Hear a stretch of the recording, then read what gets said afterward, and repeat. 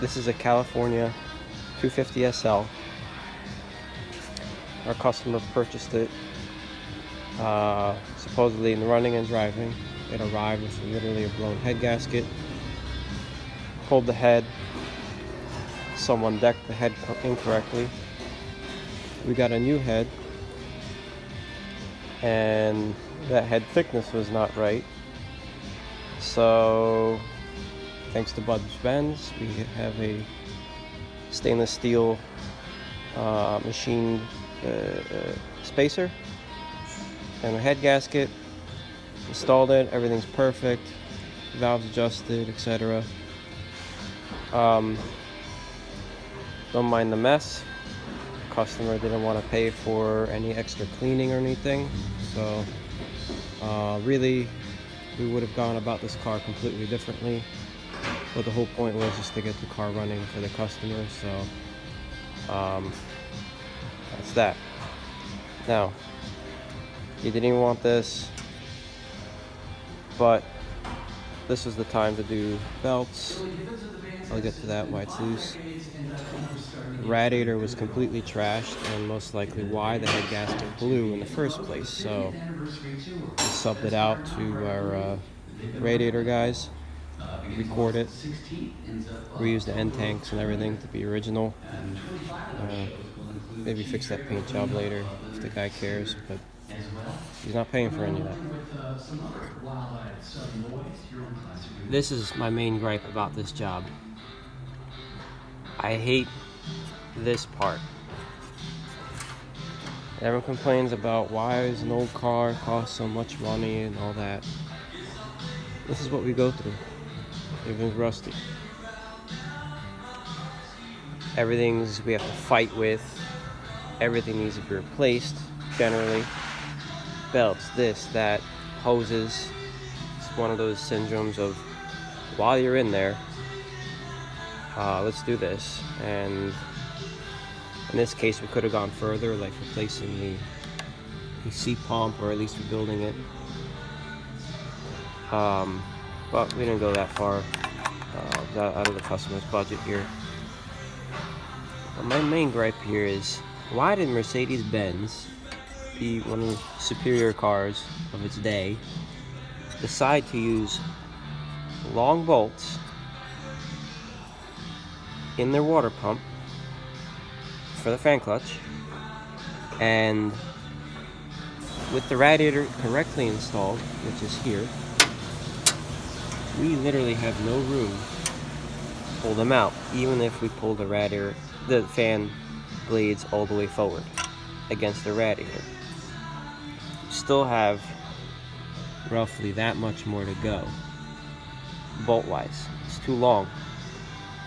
So now what I have to do, the newly installed radiator, I keep forgetting to do this on every old car, but now I have to loosen this stupid thing again, pull it back enough, and you can't see it now, but I have to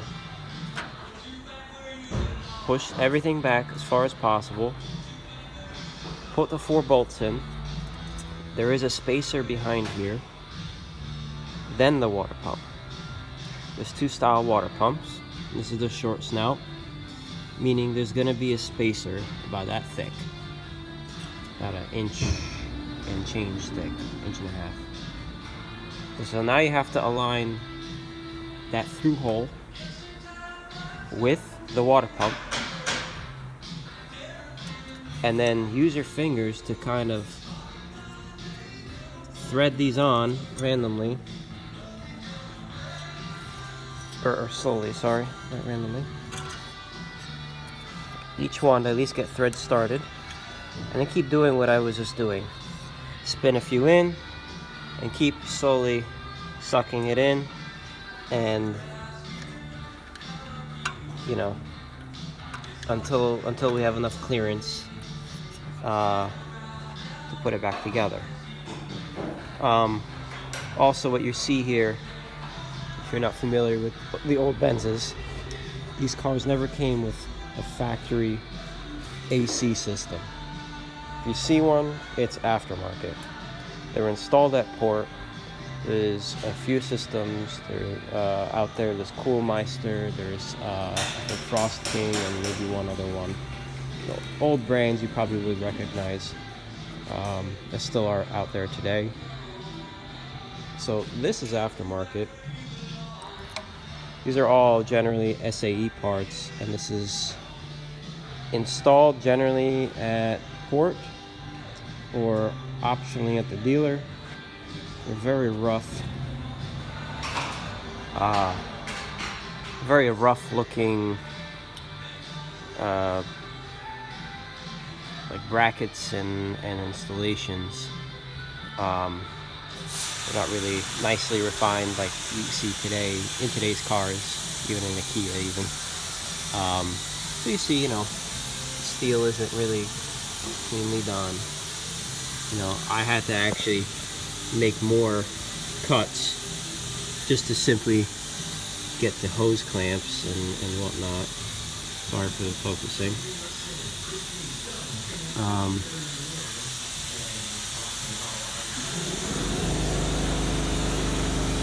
Sorry for the extra noise. Yeah, but for all this, I couldn't even get back here. I had to cut these brackets a little more. You see it's rough. And this is full of cockeyed moves. Now it's loose, but it shouldn't be this much play no matter what. I should have most of the play in and out, side to side. But this is very early design, very primitive installation. There's the AC compressor down there, underneath everything. Right down there. Now, I'm not finished installing other parts, but generally the alternator, I believe, will be somewhere down there. I've actually never seen a car, an old one of these in the States, without an AC system. So, I'm not gonna lie, I don't know where it is. It might actually be down here originally. Also, with the AC installation, there is a power steering relocation, and there's also another primitive bracket, and that's a pain in the butt to do as well. As you see the clearance I have between there. See that bolt? There's another one under it,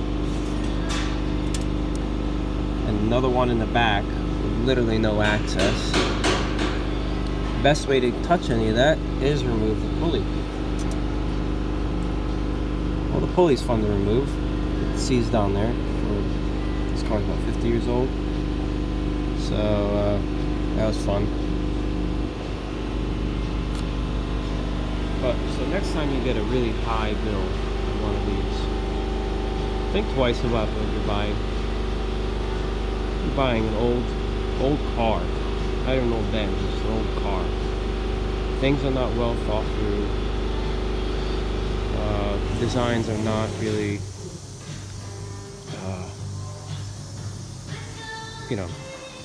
efficient to work on. Today's cars are now literally assemblies. So whole intake comes off with a bunch of the whole harness practically. Here, everything's individual. So, you have to account for things breaking, parts not available, parts available, but really they're NOS, or no, NLA that is, no longer available from Mercedes, or even OES, or OEMs, meaning nothing's available. So you might find a new old stock part, which is NOS, and you might be paying through the nose for a simple, I don't know, phenolic spacer, which is a little thing like that, a little spacer that belongs in the pump right down there. That's like $75 for just a little piece of crappy, essentially plastic.